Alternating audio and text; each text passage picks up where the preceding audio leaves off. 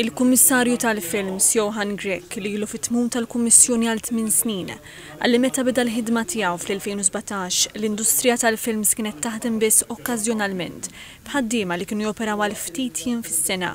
Illum qal dan inbidel.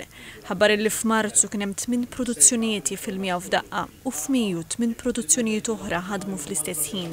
Bħala riżultat Grech qal li aktar minn 1000 Malti issa jaħdmu regolarment fil-films.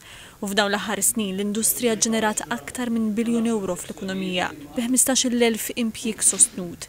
Żied li dan kollu seħ grazzi għal programm ta' cash rebate li jelli l-industrija tiġbed produzzjonijiet barranin u tinvesti fit-talent lokali.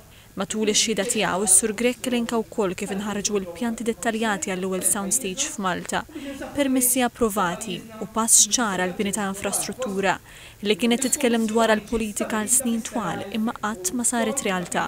Dan qal se jagħti garanzija għall karrieri fit-tul.